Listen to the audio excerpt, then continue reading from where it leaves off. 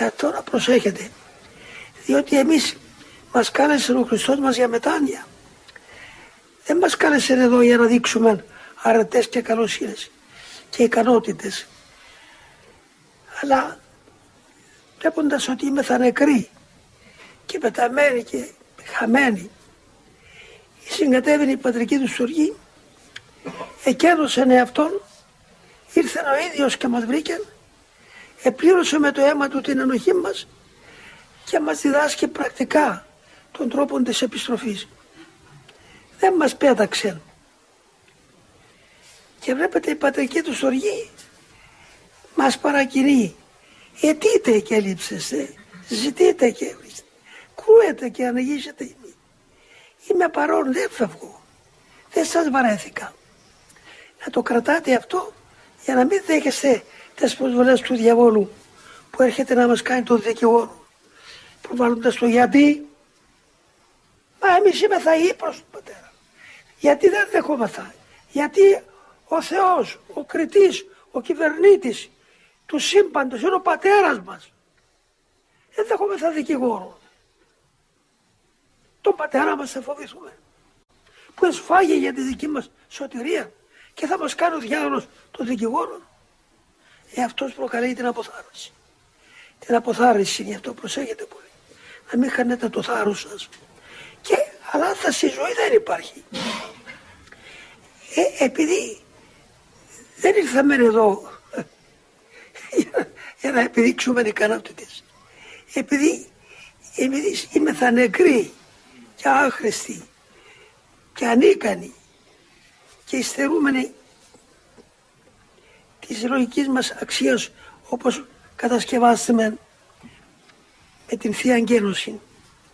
Λοιπόν, η ασπλαχνία του Χριστού μας κάλεσε εδώ κοντά του και μας έδειξε τον δρόμο της μετανοίας, να ανακτήσουμε το θάρρος μας, να μην φοβηθούμε, γιατί γι' αυτό ήρθαμε εδώ, για να αποβάλουμε τον παλιό άνθρωπο, τον νόμο της διαστροφής. Και θα το πετύχουμε δια της μετανοίας, διότι εδώ δια της μετανοίας πείθονται έμπρακτα τον Πατέρα μας ότι σφάλαμε, Πανάγαθε, εμείς θέμε τα λάθη μας, οι απροσεξίες μας, η απιστία μας, η νοθρότης μας, η ακηδία μας, η φιλαυτία μας, όλα τούτα είναι που μας προκαλούν. Παρακολουθούμε την πατρική σου στοργή, μην τα μετρήσεις. Πλησίασέ μας με την αγαθότητα σου και ενίσχυσέ μας, να μπορέσουμε. Και ακριβώς αυτό λέγεται μετάνοια. Γι' αυτό μας έφεραν εδώ. Εναισθήσει λοιπόν της ενοχής μας, συνεχώς ομιλούμε προς τον Πατέρα μας με θάρρος και πέραν της προσευχής της τυπικής που έχει η ακολουθία, τα τροπάρια, οι υμνολογίες που είναι και αυτά δοξολογίες του Θεού. Εμείς βλέποντας την αδυναμία μας εμπολάκης, μιλούμε, κάνουμε, δηλαδή, πώς να σας πω, είδος εξομολογητικής προσευχής. Μόλις βλέπουμε τις αδυναμίες μας και τον λυγισμό που δεν μπορούμε, αμέσως γυρίζουμε με βάθος ταπεινοφροσύνης. Πέφτουμε στα πόδια του, σε ημεγμένες πληγές του και λέμε Πανάγαθε, ήμαρτο, συγγνώμη. Εγώ είμαι η αιτία της ελεηνότητος μου, αλλά δεν τα κατάφερα. Τα πάθη μου με τα στραγγάλισαν και έγινα έτσι. Παρακαλώ την πατρική σου στρογή. Μην με κρίνεις, γιάτρεψε με, για τούτο ήρθες. Δεν ήρθες για να δικάσεις όπως είπες. Ήρθες για να σώσεις τους αμαρτωλούς. Και μας είπες ότι το αίμα σου θα μας καθαρίσει από πάσα αμαρτία. Γι' αυτό επιμένουμε οικετεύοντας και παρακαλούντας την πατρική σου στοργή. Μην μας εγκαταλείψεις. Έτσι αυτή είναι η εύκολη τρόπη που θα μας κρατήσουν να μην χάσουμε το θάρρος μας. Να πούμε λίγα λόγια από εδώ, το κεφάλαιο. Ναι. Ο Κύριος μας γνωστοποιεί ποιος έμπρακτα τον αγαπά. Ο έχοντας εντολάς μου και τηρών αυτάς, εκείνος εστίν ο αγαπών με. Ο μη αγαπών με, ούτε τηρεί τους λόγους μου. Η τήρηση λοιπόν των εντολών επισφραγίζει την έμπρακτη αγάπη μας προς τον Χριστό. Είναι η επίμονη άρνηση των εμπαθών πράξεων και σκέψεών μας. Είναι η άρνηση του παραλόγου της παραφύσης ζωής του παλαιού ανθρώπου, που είναι η πλήρης παραχάραξη της προσωπικότητας, που περιείχε το πρωτόχτιστο κάλος του κατοικώνα και ομοίωση. Βλέπετε τι ωραία που είναι η περιγραφή. Εάν ο σκοπός της δικής μας δημιουργίας είναι η εκπλήρωση του ενικήσει εν ημί ο Θεός και περιπατήσει και έστε εμήν εις πατέρα εμείς δεοί και θυγατέρες, ποια πρέπει να είναι η δική μας αναστροφή και όλες μας οι ενέργειες? Επειδή δεν μπορούμε να ανταποκριθούμε στον πρωταρχικό μας στόχο, τουλάχιστον ας κρατήσουμε τη μετάνοια που η Θεία Παναγαθότητα μας χάρισε για να επαναφέρουμε σχετική ισορροπία. Επειδή οι πτώσεις μας έγινε πρακτικά, δεν έγινε ιδεολογικά. Πρακτικά αρνηθήκαμε τον Θεό. Πρακτικά κάναμε αυτό που μας είπε να μην κάνουμε. Δηλαδή, απιστία στην Θεία Προσωπικότητα και παρακοή στην εντολή. Αυτά είναι πρακτικά κακά της οριστικής μας καταστροφής. Έπρεπε πρακτικά να θεραπευτούν. Γι' αυτό η πατρική του στοργή τι κάνει? Θυσιάζει τον ιόν του, το κέντρο της Παναγάπης του. Το στέλνει να έρθει εδώ και του λέει πήγαινε να κάνεις υπακοή. Υπακοή απόλυτον. Να δείξεις ταπεινοφροσύνη. Να δείξεις εγκράτεια. Να δείξεις τον τρόπο της πρακτικής επιστροφής. Και έτσι να μπορέσει η Θεία Χάρις να αναλάβει την ανάπλαση. Και βλέπετε, έρχεται ο Χριστός μας, όταν έρχεται ο Υιός του Θεού του Ζώντος, αυτός διηγούν τα πάντα γένατο. Όταν έρχεται και γίνεται υπήκος μέχρι ατίμου και φρικαλαίου θανάτου, τι να πούμε εμείς τώρα? Άμα εδώ δεν μπορώ, τούτο δεν μου αρέσει, ο εκείνον είναι καλύτερο. Και γιατί το πήρε αυτός? Τότε πού είναι ο δρόμος? Πού είναι το νόημα της μετανοίας που ήρθαμε εδώ? Και δεν ήρθαμε εδώ εμείς. Δεν είμαστε τέτοια παλικάρια, πεπραμένοι υπό την αμαρτία. Αλλά η πατρική του στοργή μας ήλκησε, δεν μας κάλεσε έναντι τόσων εκατομμυρίων ανθρώπων.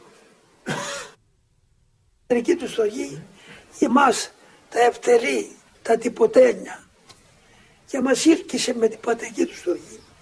Μας έφερε στην ποδιά της πατρικής του αγαθότητος και μας έδειξε τον τρόπο πρακτικά. Με την παρακοή εξεπέσατε, με την ακρασία. Λοιπόν, τώρα να γίνω εγώ υπήκος, να σας δείξω. Και υπακούει. Δεν ήρθα για να κάνω το θέλημα μου, αλλά το θέλημα του πέμψαντον πατρός. Και ενώ λέει εγώ και ο πατήρ ένας μένε, σε ποιον να υποταχθεί αυτός? Αλλά υποτάσσεται, και υποτάσσεται έμπρακτα, όχι απλώς τυπικά.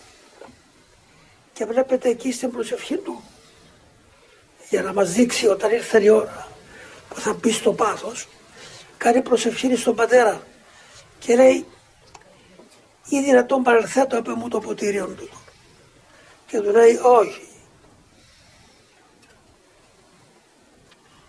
3 φορές το ζητάει και δεν ακούει. Τίποτε, δεν γίνεται.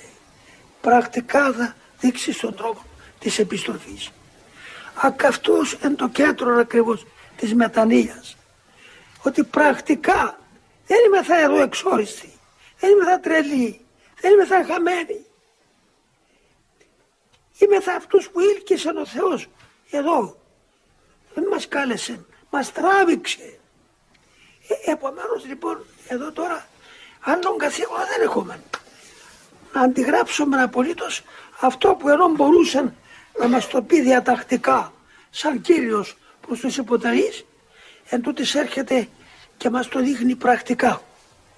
Γίνεται υπήκος μέχρι ατίμου και φρικαλαίου θανάτου.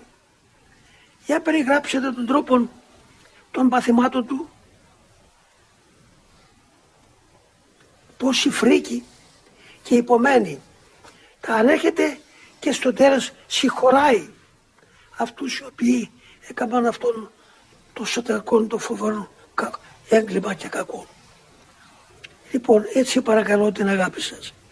Τώρα, ύστερα έχοντας τα παραδείγματα των Αγίων μας Πατέρων, πού θα βρούμε δικαιολογία εάν αποτύχουμε, όταν εκατομμύρια από τους πατέρας μας, από εμάς, ήταν εδώ στη γη, εδώ, γεννήθηκαν εδώ από μητέρες και έζησαν μες στην κοινωνία, τη διαφθαρμένη.